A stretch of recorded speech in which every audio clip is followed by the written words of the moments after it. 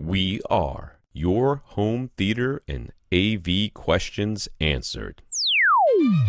This is AVRant. Want your home theater or AV question answered by Tom and Rob? Send it to question@avrant.com. Welcome to another edition of AV Rant. I'm Tom Andry, and I'm here with Rob H. This is AV Rant. It's your home theater and AV questions answered. And happy Thanksgiving to everybody in the United States. This episode should be coming out on Black Friday, so happy Black Friday as well if you are listening to this. Yeah, take a nap if you are one of those. I mean, I don't know, are they even really doing Black Friday? I thought that they were, like, some stores were, like, just not doing that. Well, a lot of stores were not going to open on Thanksgiving with Black Friday sales as they have been doing in the past few years. They're actually going to wait until Black Friday to open for Black Friday. And some of them were not going to open at like midnight on Black Friday. They were actually going to wait until a reasonable hour in the morning. So a little bit of that has changed. But a lot of Black Friday sale prices are definitely in effect. Like we're recording this on a Tuesday, and they were in effect since Monday for a lot of places. So that seems to be what's going on with Black Friday sales. But I've just never been. I don't. Maybe I'm not the right person. Maybe I don't get it. But I've tried. I got up early, like 1 year. Yeah, I know. I talked about this on the podcast back when Dina was still on the podcast, and I got up early and thinking that surely no one will be here by 2 hours before the store opens. And there was like a ridiculous line. I'm like, I'm not doing this. I'm not, like, I don't care that much. And it goes back to something my wife said to me many, many years ago where I used to get mad at her for buying the more expensive gas, the cheap gas is there's these two gas stations in town. There's always two gas stations in town. There's always two gas stations in town or nearby that always have lower prices than everybody else. And my wife would be like, I'm just going to go to the one that's on my way to work.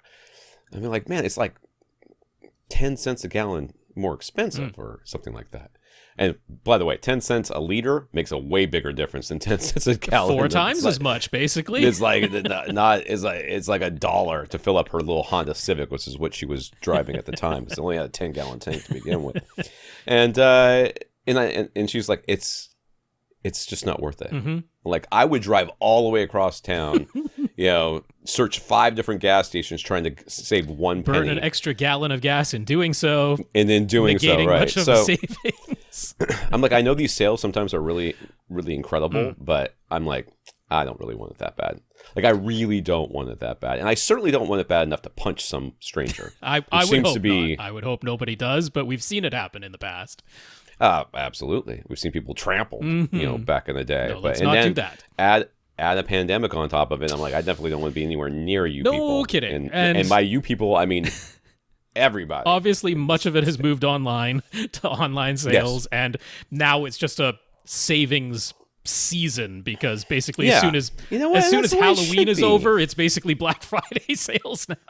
Yeah. So that's the way it should be. There's not much need to get up and go to stores. But this episode should be coming out on Black Friday, which means hopefully you've had a chance to listen to our Thanksgiving crossover episode. That's we true. called it Thankful in the Multiverse of Podcasts this year. And that was... I was not consulted on that name. I was just told about it That's right. when it happened. I didn't get the email that said, Tom, what do you think of this? Would you really have criticized and edited it that much? Because I mean, I think it's a pretty good name. It fits in the whole, Doctor Strange in the Multiverse of Madness. It all works quite well. Yeah, the reference was not that deep. I got.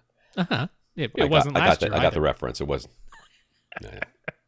In any case, that was with our friends Ara and Braden, the HT guys from the HD TV and Home Theater Podcast, and our good friend DJ from the Brightside Home Theater Podcast, and our occasional guest host here on AV Rant, Lee Overstreet, was there as well. So the 6 of us got back together for our 2nd annual Thanksgiving podcast crossover episode. And we had a good time, and hopefully you enjoyed listening to that on Thanksgiving while you were digesting your turkey. Yes, because it's not 2 hours. It is not. So if you were like, I don't got the time for that nonsense, well, it's a little less time than the normal nonsense.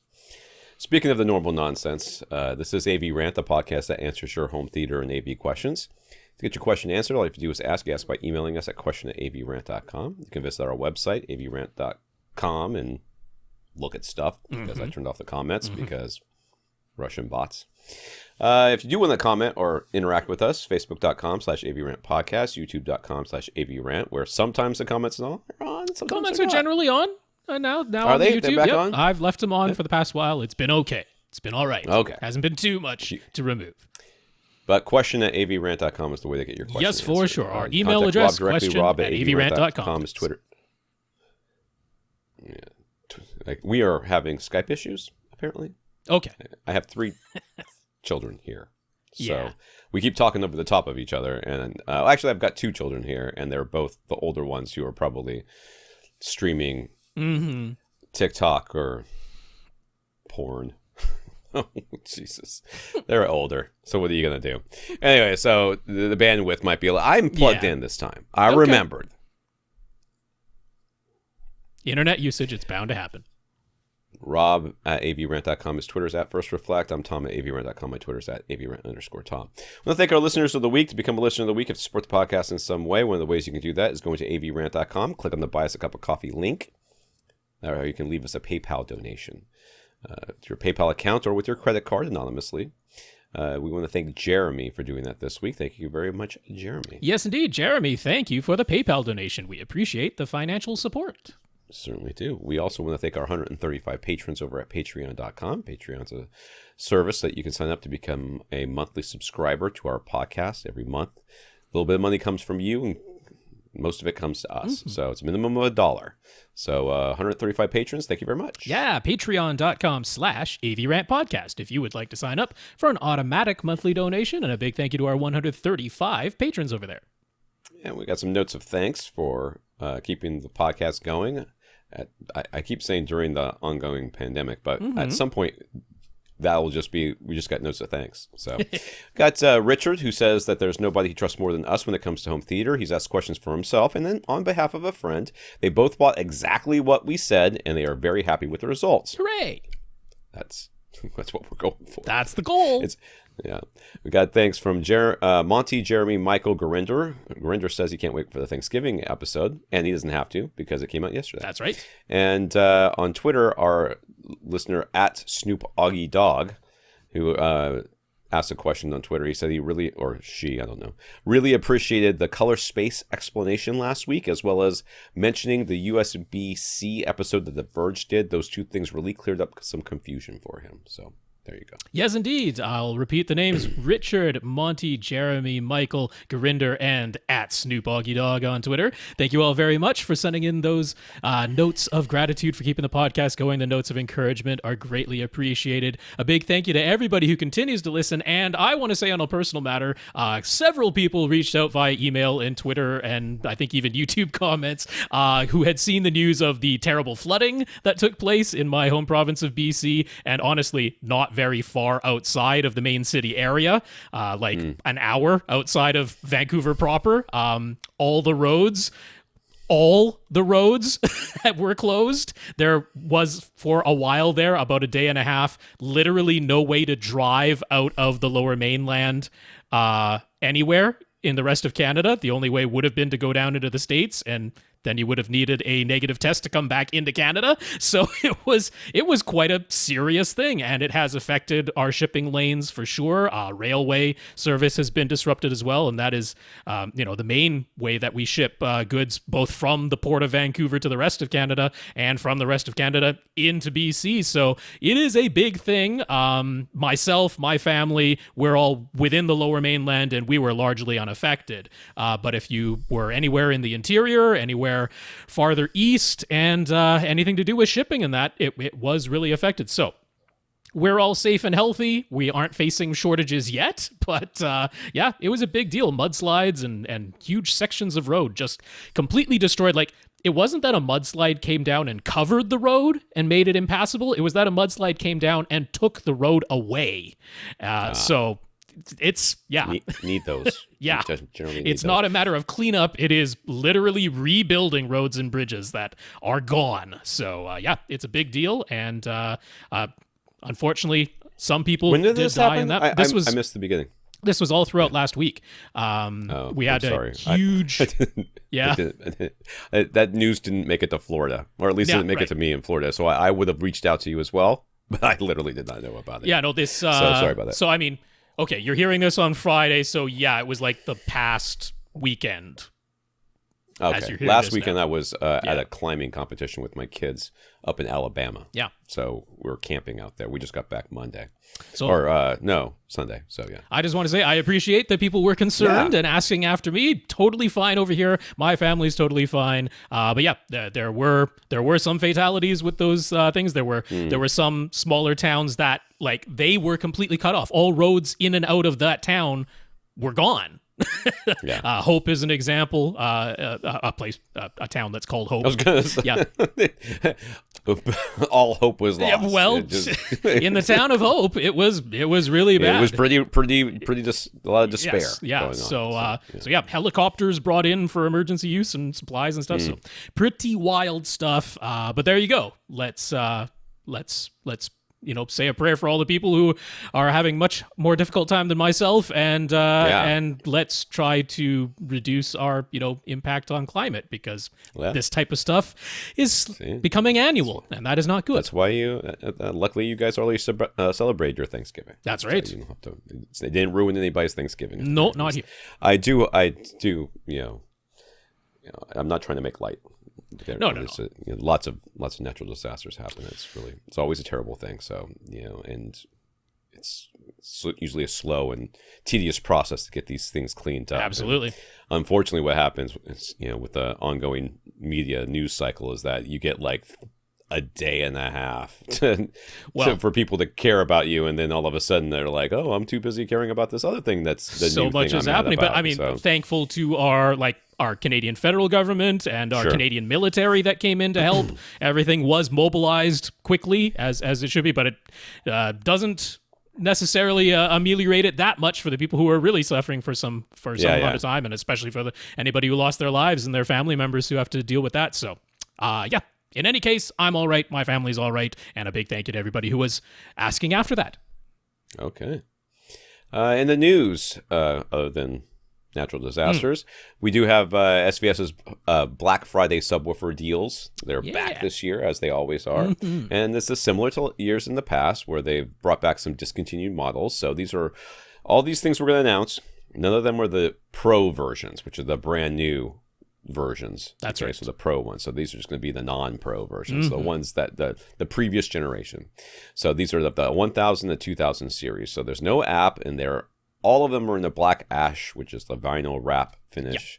No glossy finish options available. That's right. So you're going to be stuck with that, which is fine because the prices are good. So the SB1000 is $450, the PB1000 is $500, the SB2000 is $500 as well, and the PB2000 is $700. So if you buy a pair, you can actually enter the promo code GODUAL21 to get an additional 5% off. Is that 5% off the dual price, or...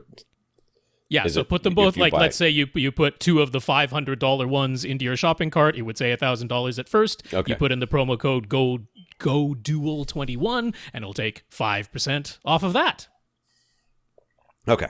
Yeah, because sometimes at SVS they have like a dual pricing model, which sometimes is different. But in this case, since they're already on sale, you're just paying. Yeah, now the ported PB1000 and the ported PB2000 do have Tom's favorite design, where it has the single large port on the front offset to one corner at the bottom. The PB2000 has that as well? I thought that was just a PB1000 that had Nope.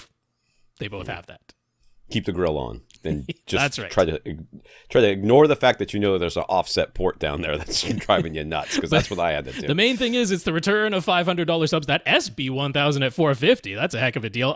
The SB2000 at $500, I think that's the one they are intending to sell the most of. It was their most popular model before the 2000 Pro arrived. So no shock there that I think they're pushing that one the most. And yeah, $500 for the SB2000. That's a deal. I'd hop all over that. Okay. Got some comments from listeners. Multiple people, including John, Karl, Ron, and probably a few others, wrote in to say that you can have multiple user profiles with a single Apple TV Plus subscription by using Apple's family sharing option. That's right.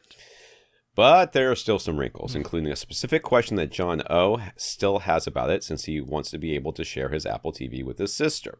First, every family member does need to have their own Apple ID. You can get that without an Apple device. You can even get it without entering any credit card information via a bit of workaround in iTunes. They certainly do want you to put in their credit card information. Yeah, so the workaround, just so you're aware of it, is, so let's say you're on a Windows PC, you can download the iTunes app. You could get that right from the Windows Microsoft Store if you want to, because that's the official app there. Now, if you then open up iTunes and you are not logged into any Apple ID at this point, and then go to the iTunes store inside of iTunes and try to download any piece of free content. A free song or a free app is probably the easiest. Just try to download a free app. It will then say you need to have an account to download this, even though it's free. And that's where within that pop-up you can say create an Apple ID. Now, when you then go to create the Apple ID, it will ask you to input a credit card, but you will have the option, if you're doing it this way, this workaround way, to say none, to say that my credit card is none. Whereas if you just try to create an Apple ID, like say on apple.com, go to the website and try to create it that way, you don't have the option to select none as your credit card. You'll have to enter a credit card to create that Apple ID. So that's the workaround by using iTunes, which is available for Windows. So you don't have to have an actual Apple device to create an Apple ID without entering a credit card. So that's that part. But in order to actually invite family members to join family sharing, you do need to send out invitations from an Apple device of some sort. The people joining don't have to use an Apple device, but you can't send out the invitation from just iTunes or iCloud on a PC, and that's what John was wondering about. So yeah, in their own Does the instructions. Apple TV 4K actually count as a device because you can use to send stuff out? You can't do it from the Apple TV app in, say, an Apple TV 4K. It has to be from... So you have to have either iPhone or iMac? iPhone, Mac, iPad, even an iPod Touch would work, going back that far. But it has to be some kind of Apple device from which the invitation is actually sent. And that, I mean, John, in his case, between John and his sister, they have no Apple devices whatsoever. You should make an appointment at the Apple store to go in there and go, because they have computers there. You just log into one of them and do it from there and say, all right, I'm done. Thank you. That would be the way to do it. It's exactly right. So, but he was wondering, because like all the instructions about family sharing, they only mention here are the ways to do it on a Mac, on an iPhone, on an iPad, even on an iPod Touch. He's like, is there any way to do it just on a PC? Because that's what in fact, John, I know, uses Linux, not even Windows. Right. So he's like, is there a way to do this? And yeah, the answer is no. You've got to do it from an Apple device. And unfortunately, an Apple TV doesn't count. So there you go. It's got to be some kind of iOS or Honestly, Mac. I just think that Apple is such a progressive and customer concerned company. You can tell how much they care about their customers by making sure that things are accessible to everybody, even people who don't. They want to lock you inside of the garden because it's so lovely, Tom. It's a lovely garden. So lovely. And you can only appreciate it if you are not allowed to leave. That's right. You cannot leave. Then it's a lovely garden. It is a prison. It's a beautiful prison. Gilded. Of which you are unable to ever successfully exit. Mm-hmm. But why would you want to? Because it's beautiful. Just ask any of the people who are all wearing the exact same tennis shoes. In fact, once you're here, invite others in. Bring them in and lock them behind the garden wall. If you convince more people to come in here with you, it just makes you more right. That's right. It just makes you more right for being here. Yep. That's the goal. Sorry, John. Didn't have a better answer than that. You're gonna have to go to the Apple store and just like wear a Linux hat. Yeah. You're in there. Just like blow their stupid minds. All right. Daniel had a great suggestion after Rob joked about how it would be great if you could fill a room with water to test for any soundproofing issues. Filling the room with water isn't going to work, but you could do a smoke test. You wouldn't need to fill the whole room with smoke either. Just seal off the HVAC and then use an air pump to create positive pressure inside the room. You could then add just a puff of smoke and see where it goes to escape the room. This is a commonly done tests for window seals in HVAC systems, so no reason it couldn't be used for soundproofing purposes as well. That's interesting. I like that suggestion, Daniel. This is good. Didn't think of that off the top of my head when we were talking about it last week, and I like that suggestion. Finally, a reason to get a vape pen. You get your little vape pen, you go, and you just walk around the room and blow it at the walls and see where it gets sucked out at. That's right. I like it. I like it a lot. Very strange. All right, Nathan shared the link to the AES study that Rob alluded to briefly last week, in which experienced and inexperienced listeners subjectively compared music played on a 2-channel stereo system versus a 22.2-channel immersive audio system in 4 different acoustic environments.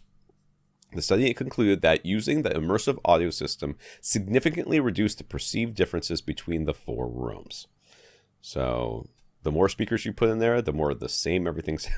The less money you have to spend on them, I guess. That's what it comes pretty down to. Close to the bottom line. Yeah, so AES, that's the Audio Engineering Society. I mentioned in passing that Sean Olive from the Harman Research Group had tweeted out about this study.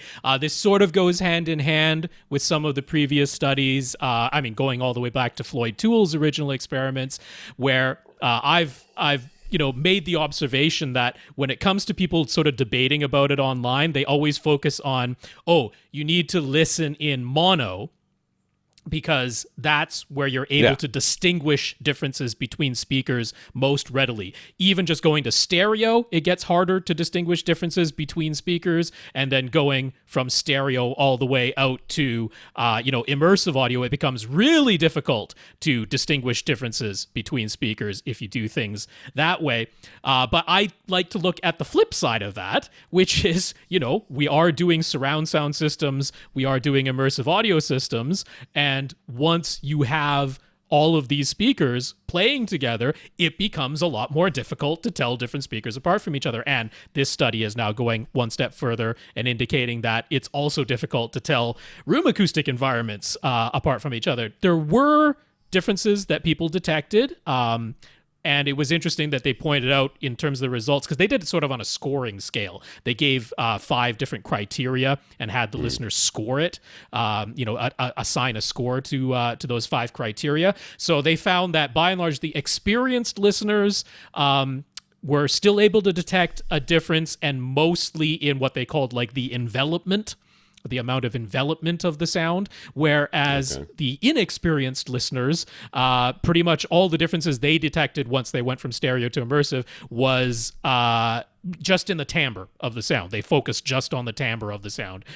So it was some differences there that seem to be pretty consistent across experienced versus inexperienced. But yeah, it was an interesting study, worth reading through it. It's free access. A lot of the Audio Engineering Society papers are behind a paywall, but this one is not. So we'll have the link to it, and you can read through it freely. And Tom's camera has not come back, so I don't know if we should hang up again and try again, or what's going on. No, my camera is working on my side. Your camera's not working for me. Okay, well, our cameras aren't working for each other, so...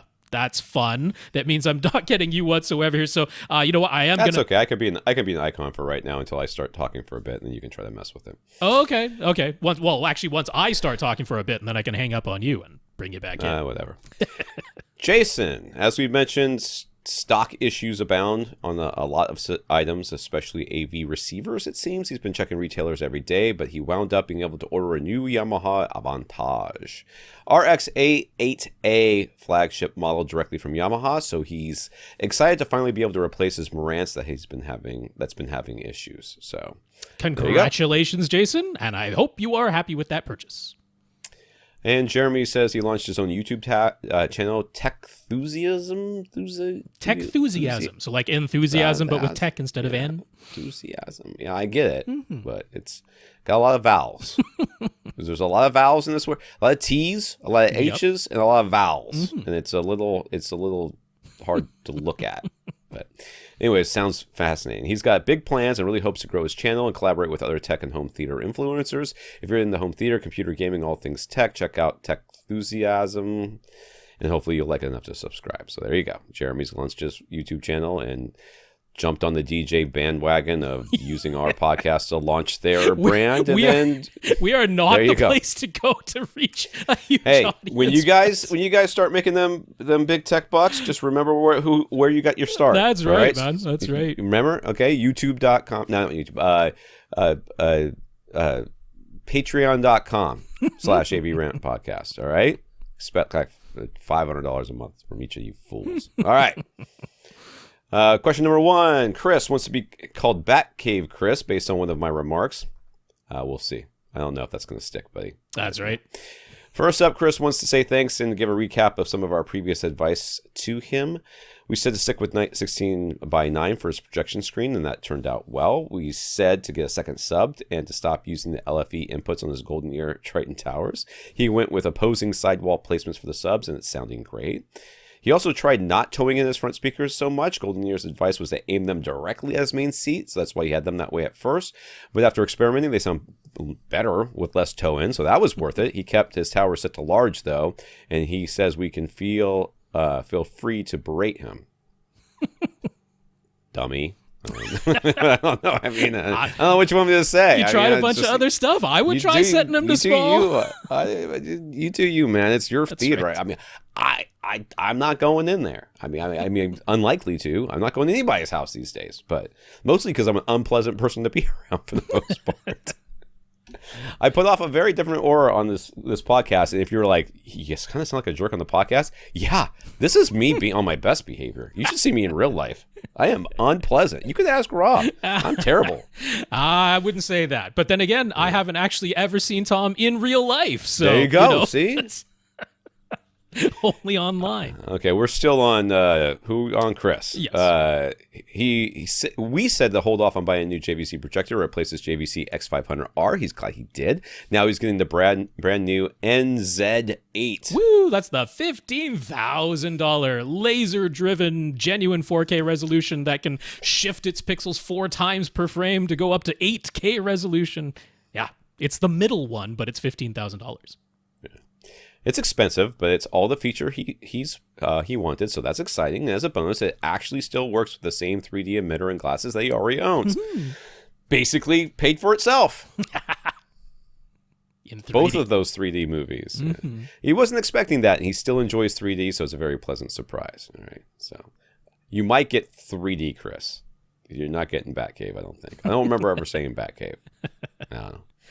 Batcave, I feel like that somebody needs to earn Batcave. You don't just get Batcave. Batcave's got that. You have to have an actual live bat. And he did have a photo of his theater, and I mean, you know, it's certainly dark, and the ceiling is black, but not the darkest theater we've seen. No, those walls are definitely gray, not black, and that carpet is definitely a shade of gray and not black, and the trim is white. So I don't think we can truly call that a Batcave. Batcave's got to be completely blacked out in every possible regard. Oh, God. Now we're going to get the flood of, well, can you call me Batcave? The answer to your Batcave questions are no. Okay? I will determine what your nickname is. Put a big cat in there, and then you'll get a cat-related nickname. Make sure that you have a Stormtrooper helmet everywhere, and you'll finally see Tom smile. That'll be amazing. There you go. Anyway, so he says 14 feet from eyes to screen. His current screen size is 123 inches. That precise size was because his old speakers were magnepans and their width didn't allow for anything larger. But now with his GoldenEar towers, he could comfortably fit a 135-inch, still being 16:9. Mm-hmm. So do we agree the size increase would be worth it for his new NZ8 and a good idea? And should he get masking? If so, he'd go for manual masking. He doesn't need fancy and expensive motorized masking. All in all, which screen do we think you should get? 14, I'd have to do the math, but 14 feet and 135 inches sounds right to me. Oh, I would definitely go larger than the current 123-inch size if the seating distance is remaining the same. From 14 feet away, I mean, to get the full large field of view that I might like, you could even go larger than that. I mean, that's what you would have to do to get the field of view. You get into custom sizes past 135. 135 is where you go. Yeah. It's also, once you go past 135, it's going to be so low down that he wouldn't have room for his center speaker below his screen, right.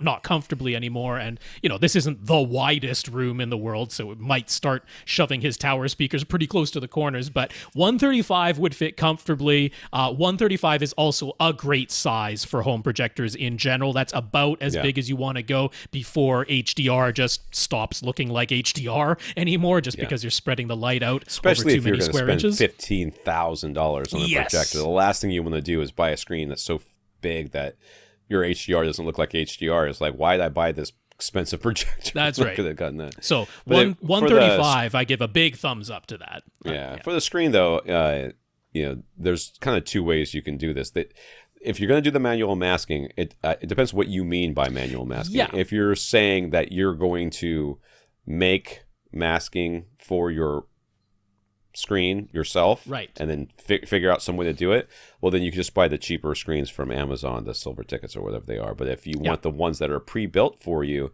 then you have to go, as far as I know, you have to go with Seymour AV. I don't know anybody else that does it. But I'm going to say don't.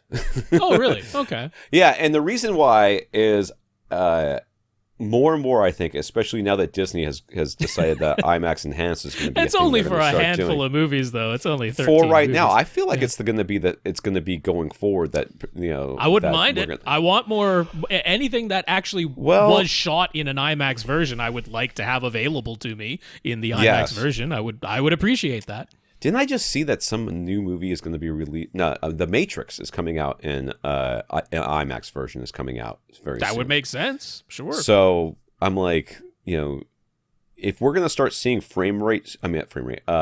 aspect rates ratio switching within movies becoming more common, where they're not forcing everybody to do a specific aspect ratio because that's what the movie theaters want. If the streaming guys are like, everybody's got a 16:9. You can use all of it or none of it. We don't care. Just choose what you're going to do, and you can switch all the time. It'll be fine with us. I mean, to be technically correct, the IMAX aspect ratio is not 16:9. Right. It's 1.9 to 1, so there's still little skinny black bars on the top and bottom, but barely noticeable. I mean, you could actually answer this, Tom, about the silver ticket screen. Actually, more a question about its frame, which is there... like any depth to that frame in front of the screen, right? Yes. Is it like enough that you could maybe wedge something in there? Ooh, I wouldn't do that. Yeah, because well, basically what I'm getting at is, I mean, Tom absolutely is correct that Seymour AV is the screen company that we would normally send people to. If you want the magnets built into the frame, that's what they do. They build magnets into their Premiere frame, and then you have manual masking that snaps onto the frame with those magnets. It's a very slick system. It aligns everything perfectly every time. It's fast and easy to put the masking up and take it back down manually, but there's the price to consider. If you're looking at the 135-inch size, and he's not going acoustically transparent, so you could go with Seymour's Glacier White screen. That's their pure white screen with absolutely no texture whatsoever, so even if you wanted to try the 8K pixel shifting thing that your new JVC does, the Glacier White from Seymour AV would be a great choice for that. But the screen itself, the Premiere frame at 135 inches is $1,900, almost $2,000. And then the manual masking added on to that is another $550. So you're at, $2,450 for that screen. Now, $2,450 for a screen when you're pairing it with a $15,000 projector, that doesn't seem completely unreasonable, and it would be fantastic. But just for comparison purposes, the silver ticket screen, you again the 135, and you're just going for their basic matte white screen material, $360.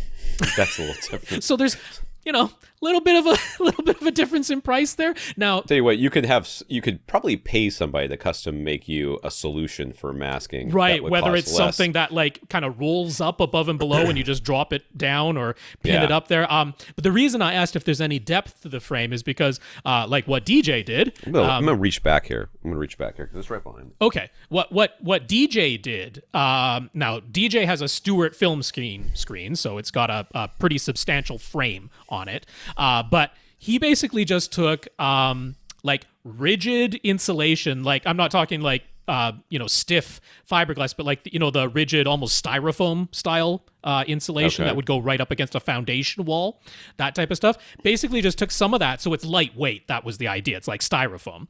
Took some of that, and wrapped that in black velvet, and then he just friction fits it into his frame.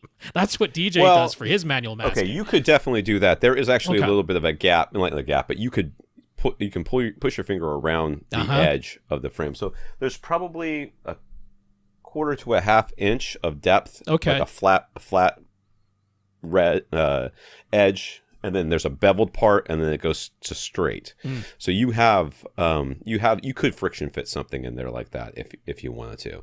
I think you could just put Velcro on the outside of the on the outside of the frame, and then put Velcro, the other side of the Velcro, the shinier side, onto the back of your whatever you're going to use for masking, and just stick it to the frame itself, because it's just black velvet. Yeah, it's not that. Yeah, you could do it that way. So, and I mean, when you're starting with $360 at the starting point, making your own manual masking of some sort is going to be well under the $2,450 total price of getting it from Seymour AVs. So, how slick and pre-made you want to go, but I would point to those as your two great options for this. And one of those two. And I do like the larger size. Yeah. Is Tom still there? He's still. I don't know what's going on anymore. Yeah, I know. It cut out for a second there, but I'm back. Okay. He's still rocking the Oppo 205 Ultra HD Blu-ray player. Is there any need to replace it? Does it do Dolby Vision? As long as it does Dolby Vision. It does. I mean, I don't think there's any reason to replace it. It's probably just fine. I have no reason to suggest replacing that player to you. You're not going to need the HDR optimizer that Panasonic's players offer, because JVC has their own frame-by-frame dynamic tone mapping, which, in my opinion, is superior even to the HDR optimizer. The frame-by-frame dynamic tone mapping built into the JVC just ignores all the HDR metadata completely and just analyzes every frame of video independently and adjusts its tone mapping to compensate when something is too bright for it to show in the signal originally, or to make sure that your shadow detail doesn't disappear. So the Oppo 205 is a fantastic Ultra HD Blu-ray player. The only thing to question is, even used ones being sold on eBay are going for a lot of money these days. Right. So if you're just like, I would be perfectly fine using a Panasonic UB420, to be honest. Or actually, you don't even need the 420 because you don't need the HDR optimizer. You could go all the way down to the Panasonic UB150, and it would be a perfectly fine complement to your JVC projector. So if you want to make some money by selling your Oppo, you could do that, but there's absolutely no reason why you need to sell it. It's a fantastic player. All right. Romaine. Romaine has a pair of GoldenEar Triton. What is the deal with GoldenEar today? That's how it went. GoldenEar Triton 7 towers up front. His room is 12 by 14, meaning unless he has them placed outside the room on the other side of a window, there's no reason why he actually needs towers in this room, but whatever. And the seats are right up against the back wall. He temporarily put some Bose cubes on stands either side of his seats as surrounds. Probably are just fine. So now he wants a pair of surrounds that will better match his front towers and look good too. Wall mounted or on stands is fine. Either way, his max budget is $1,000 for the pair. What do we suggest? I mean, GoldenEar is not a speaker that tries to be a flat speaker. No, they are going for their own unique sound profile. And it really kind of sucks for us as people who want to suggest stuff, because I want to suggest a whole bunch of stuff. The first thing I want to suggest is that whatever you decide to do, don't just assume that whatever it is going to be better than what you currently have. There is, I like everybody else in the AV industry have spent more than my fair share of years slamming Bose for being just awful, and awful in a way that is just because they're overpriced. I mean, I don't care what they sound like. A lot of speakers, and these are some of them, GoldenEars, are some of them that aren't going for a flat frequency response. They have their own thing. Bang & Olufsen is as well, and they're also very, very expensive. But Bose is just, they're the big kid. For a long time, they were the big kid on the block. Everybody cared, and stock got tired of arguing with their parents about whether or not they were good. So get your recommendation, which is going to be probably another GoldenEar solution of some sort, but don't just assume that they're going to sound tremendously better than what you currently have. It could be, because Bose really does only certain frequencies really well. They have this weird. I would argue that compared to the Bose Cubes he's got right now, that adding GoldenEar surround speakers would be a better match to his GoldenEar towers. I would too. That argument. I would too. I mean, I would think it would be, but he's also got them inches from his face. You know what I mean? They are close. I don't know that it's going to be a huge difference. But yes, I'm going to recommend you go with another GoldenEar speaker. I'm not sure which one because I don't have them open right now, but that's what I would recommend. Yeah, I would suggest to you the SuperSat 3. The SuperSat 3 is an on-wall mountable model. It also does have optional stands that you can put them on. So, there is only one set of stands that work for all the SuperSat models. But for surround speakers, I would definitely go with the SuperSat 3s. Those are priced at $330 each. So that's $660 for a pair of them, and then the stands are $175 for a pair. So not exactly cheap, but all of that would be within your $1,000 budget. And the SuperSat 3s are certainly the model that I would point you toward to use as your surround speakers here. Whether or not, I mean, it looks as though in his image that he would be wall mounting them, well, I mean, his sidewalls can't be very far away either way. Even if the room is wider than it is long, it would be 14 feet wide and 12 feet long. So I don't know what availability you have on your sidewalls, but you certainly could mount them on your sidewalls facing directly at each other. Yeah. I'm not sure I would recommend mounting them on your back wall, firing straight forward.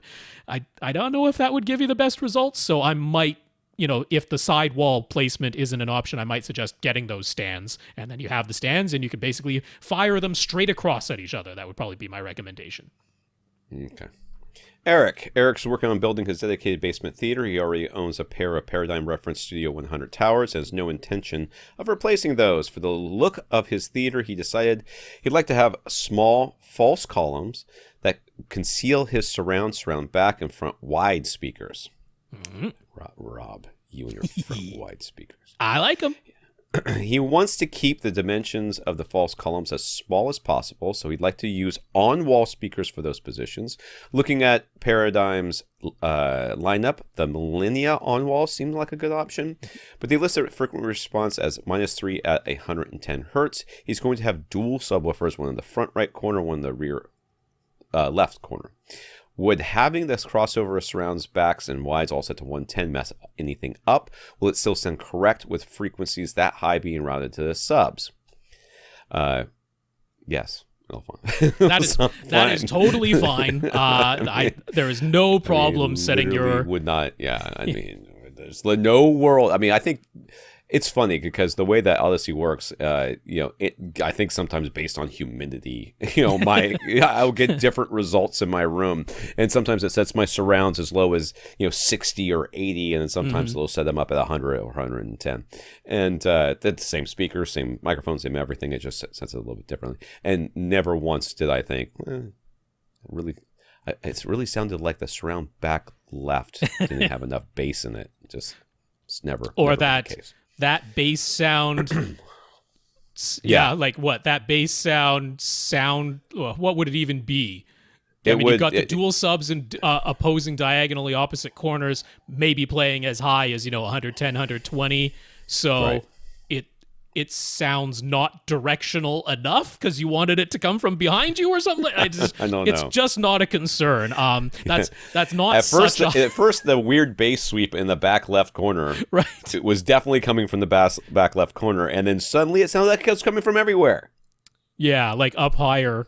It was directional. Okay, so this isn't a problem. It's not a high enough crossover frequency that it would be a problem. Anyway, I'd be fine crossing my front speakers at 120 hertz. Like it's just not going to be an issue. It's not so high up into the directional part. I mean, honestly, if we're looking at what type of distance we have between our two ears, so if we're talking about triangulation of sound, and then even going down to quarter wavelengths. So if the distance between our two ears is the quarter wavelength of the lowest frequency that we might be able to triangulate, that's still going to be like that lowest frequency would be something around 350 hertz if we're talking about triangulating it from the distance between our two ears from the quarter wavelength of 300 hertz.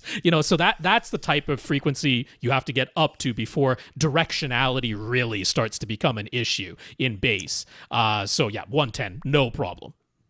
Right. So to continue his question, he said, what about his front speakers, which are much more capable? Do they get a different crossover frequency, or should all speakers be set to 110 in this case? And does all of it mean he should actually get different on-wall speakers instead? If so, which ones? So last question first, you're fine. Yeah. Second to last question, which is this one. For a long time, crossovers and receivers were very incapable. You could set one for everything, and that was it. That was like 15 years ago, okay? Or 10, 15 years ago. A little bit of a tangent here. It was kind of funny. I was looking up, how Onkyo's new models are just coming out now, and I've been, recommending that RZ50 to quite a few people, and that's totally fine. I just wanted to take a look at the Pioneer Elite sister models, because it's the exact same feature set, but like Pioneer Elite has their LX505. That's the sister model to the Onkyo RZ50. And I just had to laugh because basically the one difference between the Pioneer and the Onkyo, aside from the Pioneers are using Class D amplifiers and the Onkyos are using Class AB amplifiers, but the Pioneer has a single universal crossover frequency. They don't have independent crossover frequencies for the different speaker channels, and the Onkyo does for some reason. I'm like, that is such a weird difference to have between two sister models, and I don't understand it at all. But yeah, that was a weird little tangent. I probably wouldn't pay $100 more to get the Pioneer and then have a global crossover. Just a really weird thing. Yeah. Anyway, so in your most receivers, you can set them to be different for groups of speakers. You usually can't do individual speakers. You can't have like your front left set to one crossover and your front right set to a different. The fronts are always together. Center by itself, surrounds, and then surround backs are by them. Each group is by themselves. So yes, that is, I would just set it to whatever. I mean, the same thing we always say. If it's not at 80 hertz, if it's lower than 80 hertz, put it to 80 hertz. If it's above 80 hertz, leave it alone. Yep. So that's what I would do in your cases. Yeah, after running your automatic setup, the automatic setup on pretty much all the systems tend to err on setting the crossover probably too low. I think but so too. if that automatic setup has set your crossover to 110, 120, something like that, I would leave that alone. And there's every chance that your front towers will be set to large, or maybe they'll be set to 40 hertz or something. I would manually put the fronts too small and set that to 80 hertz, but the ones that were set to 110 or 120, I'd leave those alone. There are quite a few settings and automatic setting things that happen in your receiver that are based upon trying to reduce the number of returns and calls that they get. Yep. And crossover frequency is one of them. They air low because the last thing they want is to have to explain to every single customer why their tower speaker is getting crossed over at 80 hertz when it clearly says it can play down to 60. That's right. So it is just easier for everybody if they err on one side or the other. It's the same reason why stereo subs are so, ubiquitous throughout. And there's no option for a mono sub because everybody, was calling, well, how come this is not stereo? I want a stereo sub. Same thing. So, and which is an article I wrote recently because I was mad about it. So, that is a thing that they put in there because that is the thing that customers said that they wanted. So they gave it to them, and now we're stuck with it. It's just easier. All right, Alvin. Okay, Alvin, just before we go on to Alvin, behind the scenes, did my turning off my camera and back on bring my video back for you? On your end? Nope. Nope. Okay. Okay. I got the little ball. All right. Circling ball. Okay. Alvin recently got got new seats, not two, whatever. There's a two coming up. It's two recliners. He did get two new seats. See, I'm prescient. It's two recliners with a center console in between them. Both seats on either side are a priority acoustically. So when he runs his auto setup, which is EQ right now with his Onkyo RZ730, should they put the microphone right in the middle where there isn't actually a seat, or just the center console? Okay. should we answer this or should we keep going? Oh, read the whole thing. Yeah. Okay. Well, yeah. When he's measured with Room EQ Wizard afterward, that dead center spot gets the best response, but he's also tried manually adjusting the trim and or distance settings, and you can get it so that the phantom center sounds as though it is directly in front of either seat. So what's the best way to handle this? And set everything up to be perfect from one seat, but not the other, or have it be perfect for the center console, but not for any actual seat? Should all the other speaker channels be adjusted as well? Should all the other speaker channels be like the surrounds, the surround backs and all that, adjust their distance and trim levels so that they're, perfect for, say, the left seat, but not the right seat, or does everything target the center console where no one is actually physically sitting? I know that it says seat. Put this in your seat. What the room correction is actually trying to correct is the room. And not it's not I know it's for that one spot, but if you decide, let's just say, for example, that where you normally sit is on the left wall, like 40 degrees off axis from your left speaker, and still, to the right of your right speaker, calibrating for that spot, it would be, I think, wrong. You would still calibrate for the center of the room, because you're really trying to correct for that the entire space. Now, in your case in particular, your seats are just off to the side, probably a foot or two, just off to the side of where the center console is. So you absolutely should calibrate for the center of the couch.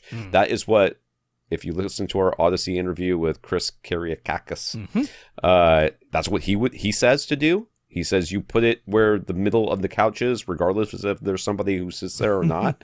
You put it right there because we're really trying to get the most even response throughout the entire room, and that's how you do it. If you skew it over to one side or the other, you aren't just messing it up for all. You're maximizing it for that one seat, but you're really making it overall worse for everybody else in the room by doing so, because you are now taking measurements that are too close to closer to a wall on one side than they are on the other, and it makes it harder for the room correction to do as much as it can. I think setting it up for that center console will give you the best response for both those seats rather than having one that's the preferred seat. Yeah, it'll give you the most even and uniform between those two seats. And I think the key here is that at the beginning, he said both of the seats are a priority. Because if he had said something, if he had said something different, if he had said, "Look, I always sit in the left seat, and I care way more than my partner who sits in the right seat. That the person who sits in the right seat just doesn't care, and I care a whole bunch," then I wouldn't be so hesitant to say, "Okay, you know what? Go ahead and put microphone position number 1 in the left seat, the only spot where someone is sitting who cares, and have the phantom center, the levels and the distances adjusted so that the phantom center is perfect in that left seat, and then, quite noticeably imperfect in the right-hand seat, or, vice versa, whatever it is."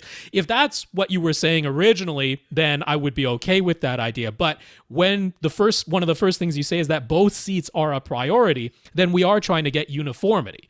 And the only way you're going to do that is by having measurement position number 1 be right where the phantom center would be, equidistant from the front left and right speakers. I think what is maybe tripping Alvin up the most here is he's probably doing stereo imaging tests and being like, look, whether I sit in the left seat or the right seat, I'm not getting a perfect phantom center image. Hey, remember that AES article we just talked about at the beginning of this podcast? You're not listening to two speakers. You're listening to all these speakers in here, and I know you don't have just two speakers. I know you don't. Yes, okay, when you're listening to two-channel music, sure, maybe you're not getting the best experience, but that you could get. But when you're listening to surround sound, or you just take that two-channel music and you use a surround up mixer, everybody's getting the same experience. But more than that, for one thing, you can sort of prove this to yourself because you've already tried the manual adjusting the trim levels and distances so that you do get a perfect phantom center image in, let's just say, the left seat.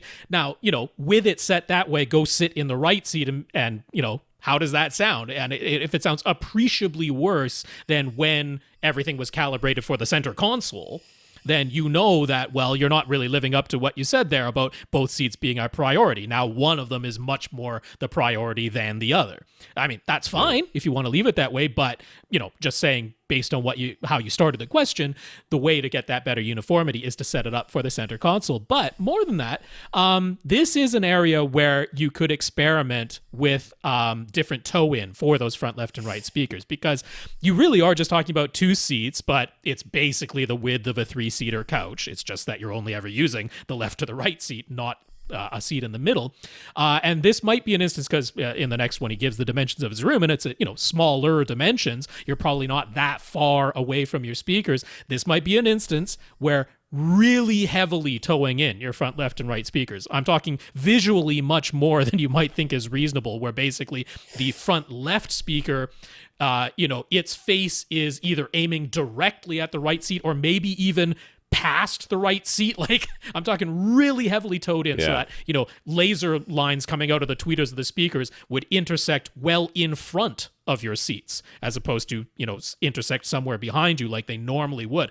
Sometimes when you really heavily tow in front, left, and right speakers in a small room where you're close to them, you can widen that sweet spot for both the left and the right seat. It's just something worth experimenting. It sounds like Alvin is willing to experiment with manual settings, so I would give that a try. It's what I've ended up doing in my own theater, where my front, left, and right speakers are heavily towed in so that the sweet spot in the middle is wider.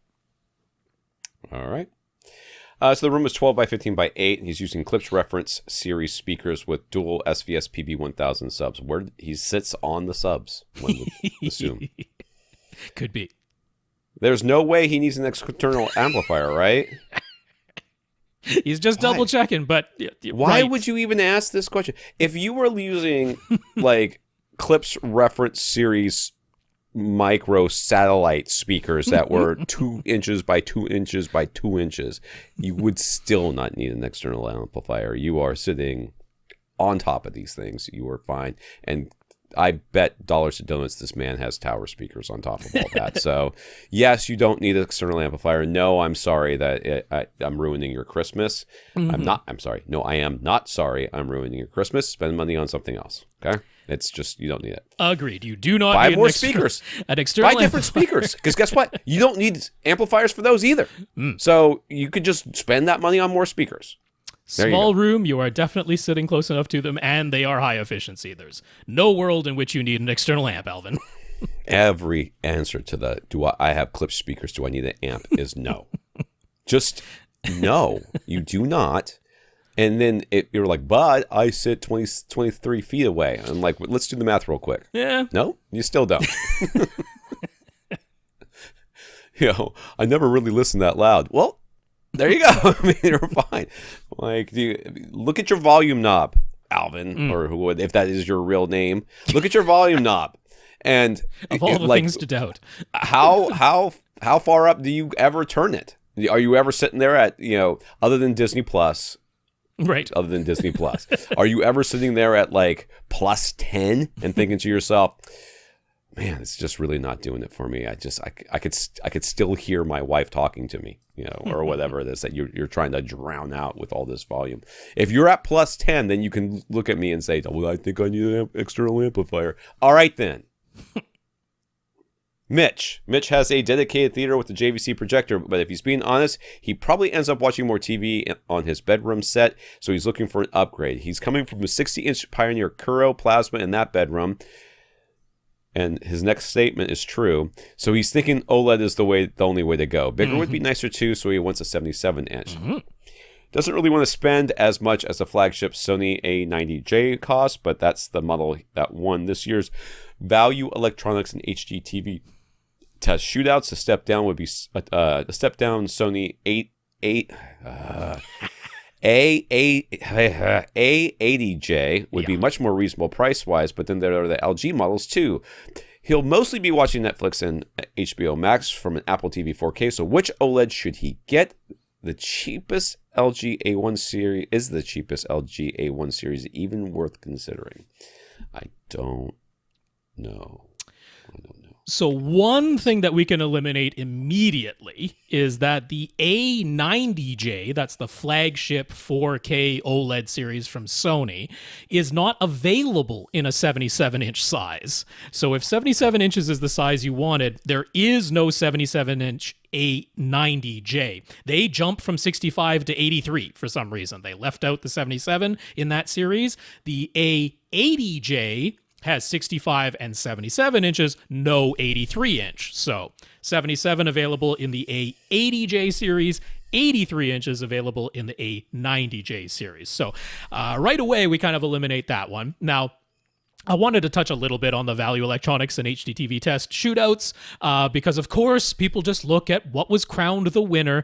Please, please, please realize that all of the TVs in those shootouts are excellent, and the difference in the score separating the worst in the shootout, the 4th or 5th place in the shootout, the score separating that from the overall winner is like tiny. It's like fractions of a point in the scoring. They're all excellent and outside of a side-by-side comparison. I mean, in the case of the HDTV test shootout, I mean, it's fantastic the way they did it. If you want to get down to nitty-gritty objective details, they did it the right way, but they had a $30,000 mastering monitor present amongst the TVs as a frame of reference, right? If you want to talk about color accuracy, shadow detail, and gamma tracking accuracy, they had the $30,000 mastering monitor right there to compare it to. Right. But that's not what you have at home. At home, you don't have the $30,000 mastering monitor beside your television so that you can make the visual comparison on any of those metrics. And you don't have the other OLEDs all beside it so that you can say, oh, this one actually does have a tiny bit more shadow detail. But on the other hand, this one looks like it has more shadow detail, but it's actually a little bit too bright. And we have to try and tame that down. You don't have those visual comparisons to make. All of them, if you are like, you walk into one room and you look at one of these OLEDs, then you walk out of that room and walk into a separate room and look at another OLED, you'd never be able to notice the difference. They're all that close to one another.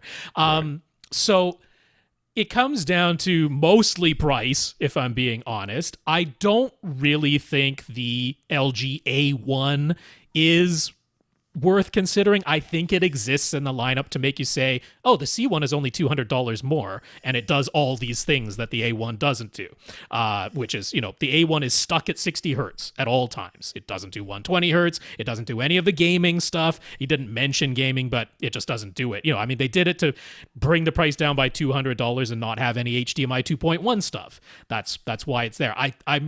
To me, I'm convinced it exists that you go, oh, the C1 is only $200 more. I'll just pay that. So I would get the C1 all day long. I like their frame-by-frame dynamic tone mapping. I like that if you want to, you can turn it off. In Sony's, the dynamic tone mapping is on all the time. You don't have an option. It's just on. You can't turn it off. On the C1, you have the option of turning it off if you want to. They also do the HGIG, the high dynamic range gaming interest group thing. They do that correctly, and Sony doesn't. Again, that's a gaming feature, but LG just does that correctly. And the C1 is the least expensive. So I'm like, okay, so it has all the features and it's less expensive? I mean, in the case of A80J versus C1, it's only $100 difference at the Black Friday prices, but that's still $100. That's, you know, a couple of Ultra HD Blu-rays for you to watch, if nothing else. It's a year's worth of Disney Plus, right? So that's what I would do all day long. The only other one to consider is LG's own G1. That's $900 more at the 77-inch size. The claim there is that the G1 is the OLED Evo panel. It's supposed to be a little bit brighter. Again, outside of side-by-side comparison, you're just never going to see it. You're never going to see that difference. The only reason I would tell somebody to get the G1 is if they really, really want the form factor. And the form factor is cool. It's amazing. You know, it's the entire panel is really, really thin. So when you mount it on the wall, it's, you know, practically like mounting wallpaper on your wall. It's exceedingly thin, the entire body of the G1. That's really cool. And if that's what you want, maybe that's worth $900 extra to you. But to me, it's the C1 all day long. It's all the features. The performance is fantastic. I love the dynamic tone mapping. You can turn it off if you want to, and it's the lowest price, aside from the A1 that loses a whole bunch of features. So see one. All right. Gav in Canberra, Australia. First up, he has no idea what I was joking about, saying something about Canberra being a tyranny. He, for one, feels safe and well with over 95% of the people there fully vaccinated. Yeah, believe me, nobody over here knows what the people who are saying that that Australia is in some sort of weird lockdown. Like somebody decided that. And well, was it just that they have a vaccine mandate? Is that what it was? I mean, that wouldn't surprise me. I don't know. It was nuts. Some politician over here said, people are being locked up in their homes in Australia, and everybody was like, "Is that true? Is that true? Is that really happening?" And like, I told my kids yesterday, I'm like, every one of these conspiracy theories are literally a Google search away from being disproven. Like, it will take you no time at all. It'll take you less time to disprove it than it will be to retell it to somebody else. So, Anyways, second, he says, first up, so this is second. We seem to have a bit of fun at his expense. We discussed trying to get 24-bit, 192 kilohertz high-res audio to play from his Amazon Fire TV Stick 4K. Don't make me say that again, Rob. just it's the name. I didn't make it up. Don't make me say it. Name. I'm done with this stupid name. Didn't have a max or a plus on the end. You got to be thankful for that. It wasn't that he really cares that much about high res versus CD quality. He just wants to understand on a technical level why having his Hisense TV on would result in the audio signal being limited to 16-bit, 192 kilohertz, when his Marantz Slimline receiver can handle the full 24-bit signal coming out of the Fire TV. We mentioned that it has to do with HDMI handshake, but could we explain that further? Why isn't the Marantz stripping the audio before sending it only the video to the TV? Why are the TV's audio capabilities part of the HDMI handshake at all? Ha! Why is anything part of that stupid handshake? Let's just start there.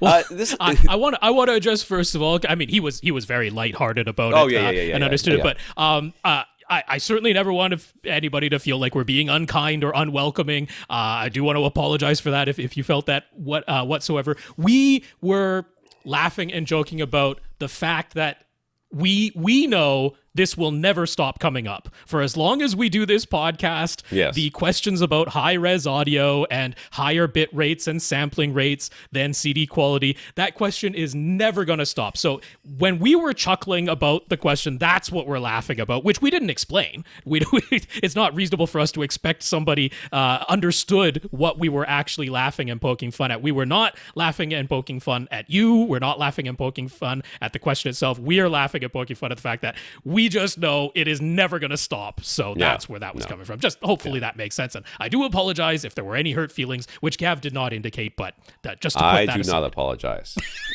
In case you're wondering, I don't apologize for that. The handshake. So the thing is about the handshake is what the idea behind the HDMI handshake is that all the devices talk to each other so that everybody knows what everybody can do. Okay? And when they do this, the idea is that way you don't ever get a nothing, right? You don't plug stuff in, press play, or turn things on, and then see nothing. You never want to see that in HDMI because once you see nothing, there's no way to work around it. Mm-hmm. You know, it's not like other cable solutions. So what they did is they said, okay, we'll have this HDMI handshake. It will also have copy protection built in because we're awful people and we care more about that than we really care about your user experience. Clearly designed by somebody over at Apple. And they made sure that when the handshake happened, everybody told everybody, all the devices communicate what they're capable of doing. Then they pick the highest resolution that it can do across everything. And then that's what they limit everything to. This is why we used to have many, many, many questions about people who had a flat panel and a projector connected to the same receiver. Yeah. And then they would say, everything used to work fine. I now have a new flat panel and I can't get Dolby Vision. I can't get this. I can't get that. And my projector's off. How come it doesn't work? Yeah. It doesn't work because the handshake is still going on and it still sees the projector there. And the projector still says, yeah, I can only do 1080p and I don't know anything about this Dolby Vision crap. And it shuts all that off. Okay? So that's almost certainly what we think is happening here.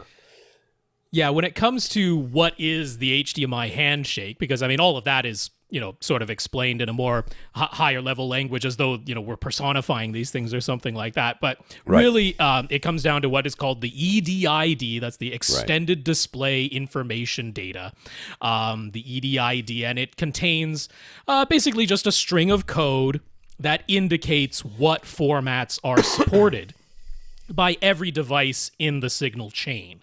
So that EDID information is being fed along. So it's going from the television to the AV receiver, from the AV receiver to the source device, in this instance, where that's the signal chain. Now, what's interesting is if you get something like one of the Meridio 6 or 7 test pattern generators, they will actually give you a readout on their display of the EDID information. It's not just the raw code, which wouldn't mean anything to our human eyes, but they sort of translate it into, these are all the formats that are supported by this. And when you connect one of those devices to basically, the end of the signal chain, you'll notice that it's all of the EDID information from all the devices in the chain gets passed along. So that, exactly like Tom explained, it's lowest common denominator, right? What do we all have in common? Because that's guaranteed to work. If you actually look at, say, the audio setup options, like I was just looking at on my Apple TV 4K the other day, it even gave a warning when I have the option in there to set what audio formats come out of the Apple TV 4K. There's a warning right in there that says some displays are limited to 16-bit, and the option you've chosen goes as high as 24-bit. Are you sure you want to select this? Because it might result in no audio happening. So not every source device is going to necessarily give you that warning, but it's an indication that, some TVs are just limited to 16-bit audio. The fact that 16-bit at 192 kilohertz works, and I even alluded to, last time we talked about this, that I was a little surprised at that combination.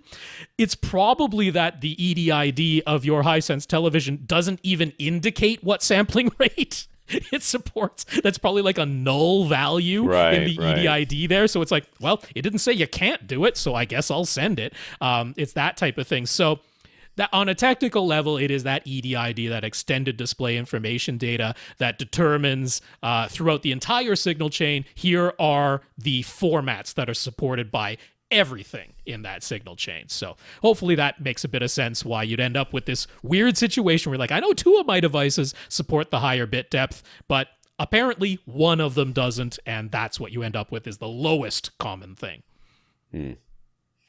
Yeah, and 16-bit is the one what he's talking about, right? That's limited to 16-bit, right? It limited to 16-bit. Is CD quality, so it's like, pretty much everybody can do that. I mean, that should be fine. So he did know about how Odyssey limits sampling rate to 48 kilohertz, so he made sure Odyssey was off for any comparison. He was mostly listening to Spotify in their lossy format, but decided to give Amazon's Music UHD a try. The UHD tier is both lossless and high res. He was actually hoping not to hear any difference at all. That would have been simpler, just stick with Spotify, but there were definitely a difference. Now, whether that's due to higher bit depth or sampling rate, or just lossy versus lossless, or even if it's neither of those things, and it's just down to the mastering of each track, does it really matter? If there's a consistent difference, isn't that the bottom line? I would agree with that. That's your statement is true. I would have guessed it was a mastering thing. Could just be that there's the compression that you're hearing through that you're experiencing through Spotify is somehow affecting it as well. I don't know. It could be as simple as a consistent volume difference. Yeah. Absolutely. It could just be that one is just hotter. You know what I mean? The base level of volume is just higher coming from one versus the other. Doesn't matter. I guess my question to you would be, it would be a cost comparison. How much does it cost? How much better do you think it is? And which one does it equal out in your mind? If it does, well then you've done your research. You can purchase with confidence. I'm perfectly happy getting the Spotify version because comparing that to Pandora, way better than Pandora, that's for sure. Yeah, the thing I always come back to, and this is always a challenge. I mean, for example, we see it all the time in the consumer world where people will just talk about an entire brand right? They bought one television or one AV receiver from a given brand, and particularly if they had an issue with it, they will ascribe that issue to the entire brand. You know, Right. They had an issue with a Sony television, so that means all Sony televisions are now problematic, right? Now, any of us will say, okay, that's not really entirely reasonable, and it isn't really factual that that's the way. But of course, we see people talk about things like that when it comes to, say, an entire brand all the time.